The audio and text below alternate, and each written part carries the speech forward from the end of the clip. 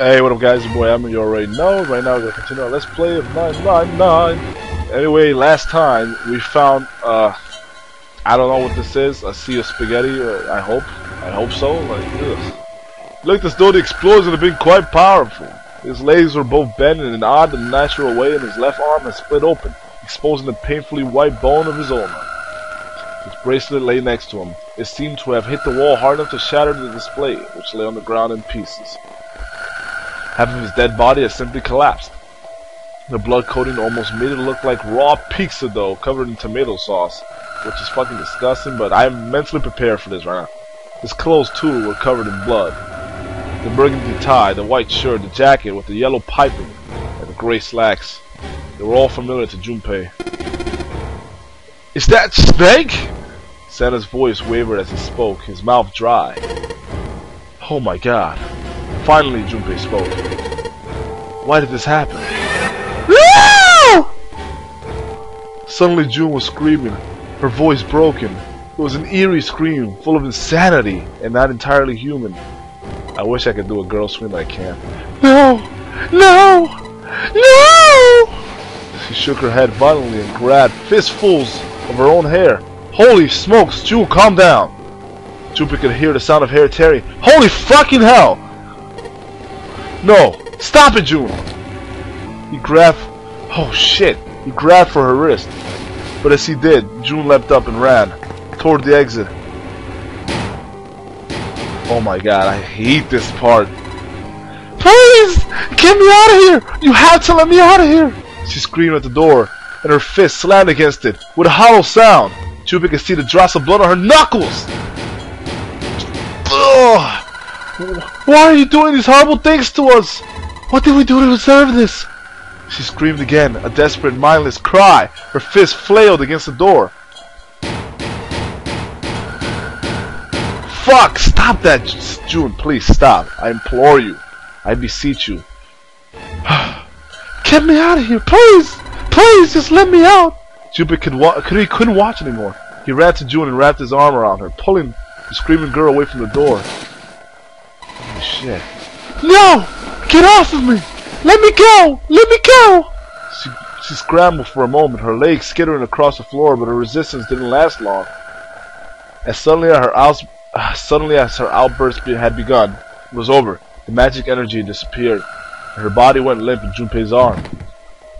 June collapsed towards the floor, and Junpei knelt down with her. Ew, on that bloody floor. Ew.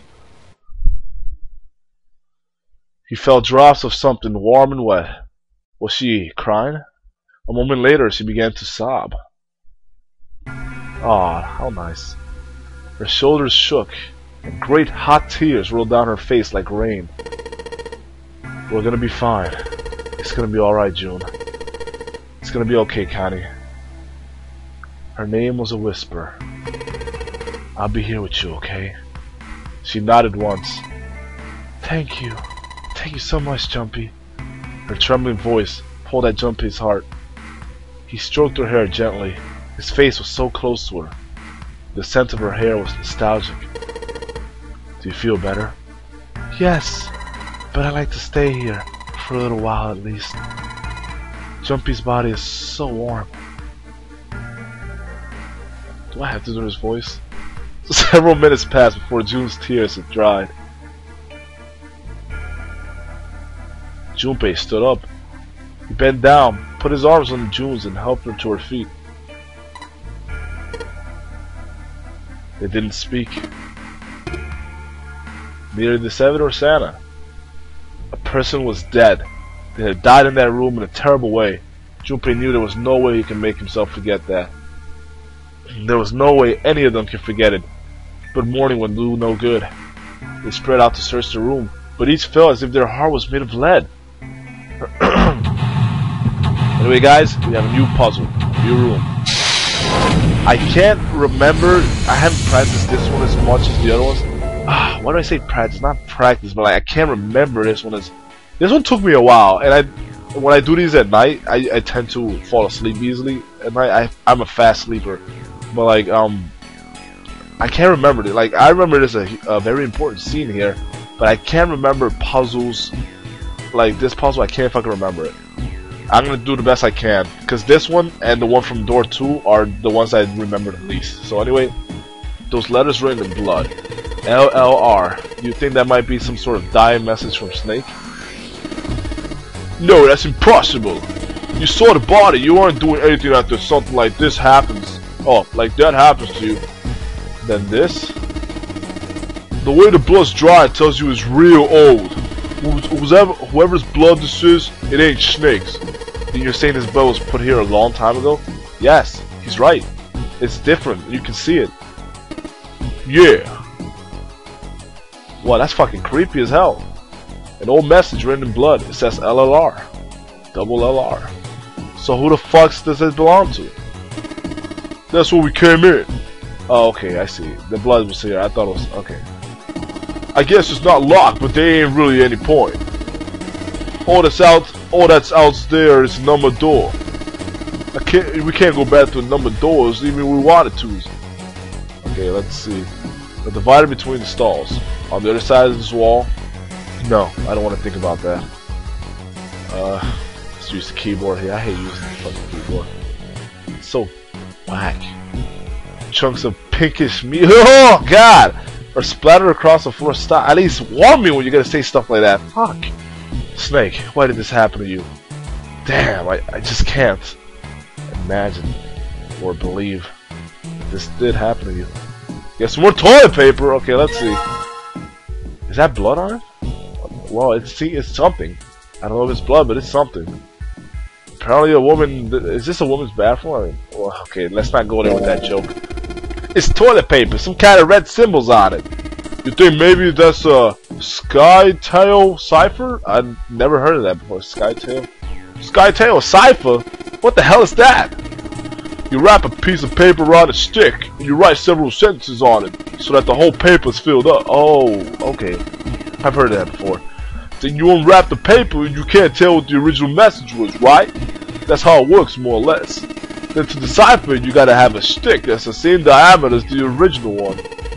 Same diameter as the original one, huh? Yeah. So you just wrap the paper around the stick, and you can read the code. Okay then. Whatever you say. 7. A wooden box. Pandora's box. There's something in here. Luminol. Interesting. What the hell is this thing? Some kind of spray bottle? There's something written on it. Lumin, can't read anything else. The label's all faded. Let me see that. You just grabbed it from him. That wasn't very nice. I know, that's what I always say. See, Junpei, we understand each other. Oh! This is Luminol. You know, forensics guys use it at crime scenes. Oh yeah, that stuff. That glows blue when you spray it on blood. Even if the blood's been wiped off, it still glow. It'll still glow and shit. Why yes, a stack of toilet paper, a thick pipe that stretches down from the ceiling. Hello? Some more toilet paper. We get a bucket. It's a tin bucket. Hey Junpei. Oh, you're all better now, darling? Do you remember back in elementary school when you spilled all of our paint across the whole classroom? They made you clean it up, and all they gave you was a sponge and a bucket like this. Hey, come on now, can't we just leave the past in the past? Well, why not? It's a tin bucket. It's a tin bucket. I told you, Jumpy, it's a bucket! I forgot all about this. You could probably put hot water from the shower in it. A tin bucket. June says I could put hot water in the shower in it. From the shower. A tin bucket. Can we keep this going? Okay, apparently not. Luno. There's more toilet paper. Oh no! Maybe. Oh fuck. Oh, let's see this broom here. Junpei reached for the broom, and as he grabbed it, he heard a soft voice from behind him. Junpei, turn around. I got the axe ready for you. Ting, ting, ah! It was June. The rabbit hutch. Huh? He turned around. June still looked sadly pale, but there was a smile on her face. Oh, you just reminded me of it. The rabbit hutch, I mean. Rabbit hutch? How did I remind you of something like that? Junpei and the broom. You were always playing around with that broom in front of the rabbit hutch. I was? I don't remember. Don't you remember? Junpei stared at the broom in his hand.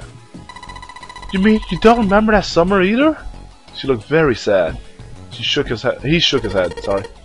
Of course I remember. How could I forget something like that? It was terrible. Flashback time. Sweet. They were in the 6th grade. Junpei and June had been assigned to take care of the classroom pets, the rabbits. Their chief duty was to clean the hutches every morning. On the final day of school before summer vacation began, Junpei overslept. He rushed to school and found June standing in front of the rabbit hutches. Fascinating. No sooner had Junpei arrived than June began to cry. What is this? I wonder what this is. I've always been bothering me. I can't see what that is, but whatever. He had no idea. He had no idea why until he looked behind her into the rabbit hutch. Oh shit. That's the death screen. The first thing he saw was blood. The hutch was filled with dead bodies of the rabbits. Even after their teachers and friends came to see what the commotion was, June couldn't stop crying. June, stop crying. I just kept crying and crying until you came over. You held my hand and you looked very serious and you said, "Don't cry. I'm gonna catch the person who did this." After you told me that, I finally stopped crying. Well, the real fun started after you quit crying. You told me we were gonna catch the killer together. That's kind of awkward. I don't like doing giggles, especially girl giggles. June smiled, and a little of the flush of life returned to her cheeks. That's nice. That's excellent.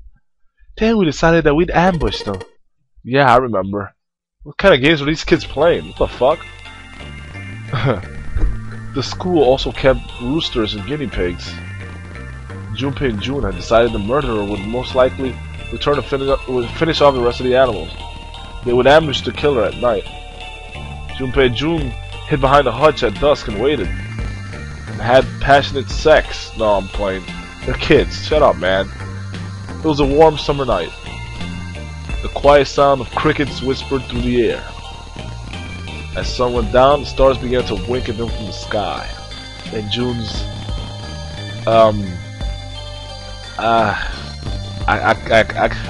fuck, we're not doing this again, are we? Akane. Fucking damn it! I wish I was a motor mouth. Akane AKANE Akane Kurashiki's face. Good grief! Why did that take forever? That night was something Junpei knew he would never forget as long as he lived. But the murderer never showed up. We waited for them all summer vacation and they never showed up. Yeah, but the animals didn't get attacked either. I think all that work amounted to something, you know? He felt the same way. But it was good to hear her say it. Although, you know, if you think about it, we were probably taking out a lot more than we could handle. What do you mean? She looked up at him, confused. Well, come on. We're just kids. If whoever killed the rabbits that actually showed up, they probably would have had a knife or something. I mean, you must have been pretty worried, right? I wasn't worried because you were there with me. She blushed furiously. Wow, well, I'll be. You know, no one else wanted to take care of the animals. Clearly embarrassed, she tried desperately to change the subject. I was the only one who asked to do it at first. Yeah, boys don't really want to bother with taking care of animals, you know? Damn straight. Yeah, well, am I like dyslexic or something? Because I can't read that right. Well, yeah, but you asked to do it after I did, didn't you? If it wasn't the rabbits, they were gonna make me do something else. You know how that school was. I figured it'd be better if I was working with somebody who wasn't too much of a loudmouth, right? Someone who wasn't gonna tell on me if I felt like blowing it off. Really? That's why you volunteered? Yeah, it is. He nodded quickly and much too earnestly, and then quickly looked away at something very important. That hadn't been the reason, of course. He had asked to take care of the rabbit so that he could be near June. Well, why didn't you fucking say that, you fucking pansy? But it had been so long ago, he couldn't bring himself to tell her how he felt back then. It would be embarrassing. Oh, embarrassing. I'm sure I know how that feels. It'd be embarrassing to tell this lovely young lady that you care deeply for her as a child. Well, fuck you, Junpei. Fuck you, man.